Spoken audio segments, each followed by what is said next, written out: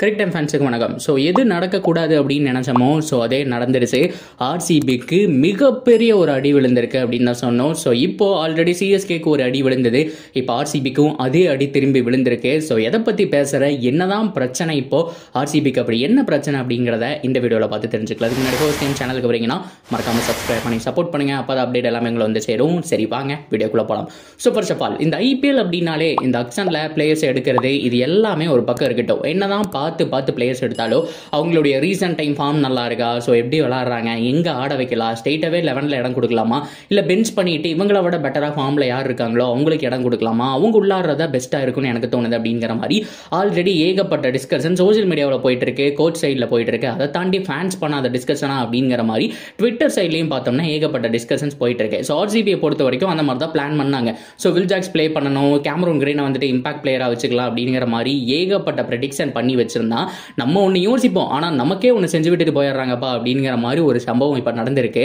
So already 2 days முன்னாடி நான் ஒரு வீடியோ போட்டிருப்பேன், டிவான் கான்வேக்கு வந்துட்டு கோவிட் பாசிட்டிவ் அப்படின்னு சொல்லிட்டு. அதுக்கப்புறம் ஃபேன்ஸ் எல்லாருமே பார்த்தோம்னா மிகப்பெரிய சோகத்தில் இருந்தாங்க அப்படின்னு சொல்லணும். ஸோ இப்போ பொறுத்த வரைக்கும் கிட்டத்தட்ட 1 மாதம் ஒரு தனிமைப்படுத்தி ஆகணும், டெஸ்ட் எடுப்பாங்க. ஸோ ஆல்மோஸ்ட் வந்துட்டு 25 days மேலே இருப்பார். ஸோ அதுக்கப்புறம் 15 நாளுக்கு அப்புறம் தான் டீம்மேட்ஸ் கூட அலோவ் பண்ணுவாங்க.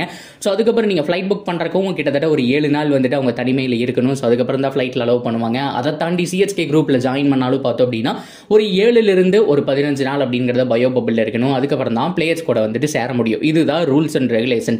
ஸோ இந்த டேட்ஸ் எல்லாம் கால்குலேட் பண்ணி பார்த்தா ஆல்ரெடி கான்வேக்கே கிட்டத்தட்ட 40 நாள் 45 நாள் வருது. ஸோ என்ன பண்ண போகிறாங்க சிஎஸ்கே அப்படிங்கிற மாதிரி நம்ம பிளான் பண்ணிட்டு வந்துட்டு இருந்தோம். ஸோ இதுக்கிடையில் ஆர்சிபிக்கு என்ன பிரச்சனை அப்படின்னா சேம் பிரச்சனை தாங்க, வேற எதுவும் கிடையாது. கேமரூன் கிரீனுக்கு கோவிட் பாசிட்டிவ். இதுதான் இப்போ சோஷியல் மீடியாவில் ரொம்ப வைரலாக போயிட்டு இருக்க நியூஸ். அளந்து விடாத ப்ரோ அப்படின்னு சொல்லிட்டு 4 பேர் கமெண்ட்ல வருவீங்க இல்லையா. ஸோ அவங்க எல்லாரும் போய் நியூஸை முதல்ல பார்த்துட்டு வாங்க என்ன நடச்சு அப்படின்னு சொல்லிட்டு. உண்மையாலுமே தொற்று உறுதியாக இருக்குங்க. ஸோ அவரை பொறுத்த வரைக்கும் பார்த்தோம் அப்படின்னா உடனடியாக தனிமைப்படுத்தப்பட்டிருக்காரு, டீம்ல இருந்து பிரிச்சிருக்காங்க. இதை தாண்டி டீம்லையும் அவர் இருந்த டீம்லையும் பார்த்தோம் அப்படின்னா கிட்டத்தட்ட 2-3 பேருக்கு சிம்டம்ஸ் இருக்கு அப்படிங்கிற மாதிரி சொல்லியிருக்காங்க. ஸோ அவங்கள போய் வந்துட்டு சிம்டம்ஸ் கம்மியாக இருக்கும்போதே வந்துட்டு கியூர் பண்ணணும். ஸோ அப்படி கியூர் பண்ணாலே அரௌண்ட் ஒரு 15 days பக்கம் ஆயிடும். இவருக்கு கன்ஃபார்மே ஆயிடுச்சு, கோவிட் தான் அப்படிங்கிற மாதிரி கன்ஃபார்மே ஆயிடுச்சு. ஸோ ஆல்ரெடி இவர் தனிமைப்படுத்தப்பட்டிருக்காரு. கிட்டத்தட்ட 1 month, அதாவது ஒரு 25 days மினிமம் பார்த்தோம் அப்படின்னா அவரை வந்துட்டு தனிமைப்படுத்தி வச்சிருக்கணும் அப்படிங்கிற மாதிரி சொல்லிட்டாங்க. நியூஸை பார்த்த உடனே ஆர்சிபி ஃபேன்ஸ் எல்லாருமே ட்விட்டரில் மிகப்பெரிய ஒரு அழுகை, ஒரு ஆறாவே ஓடிட்டு இருக்கு அப்படின்னு தான் சொல்லணும். பிகாஸ் ஏன் அப்படின்னு சொன்னால் ஆல்ரெடி ஒரு ரொம்ப பாவங்க, ஆல்ரெடி ஒரு கிட்னி இஷ்யூஸ் இருக்குது அப்படிங்கிற விஷயம் நிறைய பேருக்கு தெரியுமா என்னன்னு கூட தெரியல. சின்ன வயசுலேயே வந்துட்டு ஒரு 12 வயசு வரைக்கும் தான் உயிர் வாழ முடியும் அப்படிங்கிற மாதிரி சொல்லியிருந்தாங்க. ஸோ ஆனால் அது எல்லாத்தையுமே பார்த்தோம்னா அடித்து நவுத்திட்டு இவ்வளோ தூரம் வந்திருக்காரு. பட் இருந்தாலும் எப்போ வேணாலும் வந்துட்டு ப்ராப்ளம் இன்க்ரீஸ் ஆகலாம். ஸோ என்னை பொறுத்த வரைக்கும் பார்த்தோம்னா இந்த மார்ச் இல்லைன்னா வந்துட்டு ஐபிஎல் முடிச்சுட்டு ஐபிஎலுக்கு முன்னாடியே வந்துட்டு ஸோ ஒரு சர்ஜரி இருக்குது, ஸோ அதெல்லாம் நான் முடிச்சுட்டு தான் வந்துட்டு ரெடி ஆகிடுவேன் அப்படிங்கிற மாதிரி சொல்லியிருந்தாரு. ஸோ அதை பற்றி அவர் யோசிச்சுட்டு இருக்கும்போது இந்த பிரச்சனை வேற வந்துட்டு 25 நாள் தனிமைப்படுத்தி வச்சிருக்காங்க. ஸோ 25 நாள் ஆல்ரெடி சொன்ன மாதிரி. ஸோ அதுக்கப்புறம் ஒரு 10 நாள் வந்துட்டு தனிமையில் இருந்து ஸோ ஃப்ளைட் பிடிச்சி தான் இங்கே வர முடியும். ஸோ அதுக்கு பயோ பபிள் கான்செப்ட் ஒன்று இருக்கும். ஸோ அதெல்லாம் முடிஞ்சுதான் ஃப்ளைட்டில் ஏற்றுவாங்க. ஏன்னா ஃப்ளைட் அப்படிங்கிறது வந்துட்டு கம்மியான ஸ்பேஸ் இருக்கக்கூடிய ஒரு இடம். ஸோ அதில் நிறைய பேர் ட்ராவல் பண்ணுவாங்க. ஸோ சீக்கிரம் ஒரு 1 hour இருக்கீங்க அப்படின்னா கண்டிப்பாக வந்துட்டு காற்று மூலியமாக டக்குன்னு பரவிடும். ஸோ அதனாலலாம் பார்க்கும்போது ஏகப்பட்ட அந்த செக்யூரிட்டிஸ் அந்த ப்ரொசீஜர் எல்லாமே இருக்கு. அது முடிஞ்சு இங்கே கேம்பில் ஜாயின் பண்ணுறதுக்கு முன்னாடி பார்த்தோம்னா பயோ பபிள் இருக்கும். அதெல்லாம் முடிச்சுட்டு தான் உள்ளே வர முடியும் அப்படிங்கிறதான் ப்ரொசீஜர். இப்படி தான் 3 வருஷமாக இருந்துட்டு இருக்கு. ஸோ இப்போ இவருக்கு இப்படி ஒரு அடியா அப்படிங்கிற மாதிரி ஃபேன்ஸ் எல்லாருமே ரொம்ப வருத்தத்தில் இருக்காங்க. ஒன்று அவரோட ஹெல்த் இஷ்யூஸ் நினச்சி வருத்தப்படுறாங்க, இன்னொன்று பிளேயிங் 11 நினச்சி வருத்தப்பட்டு இருக்காங்க.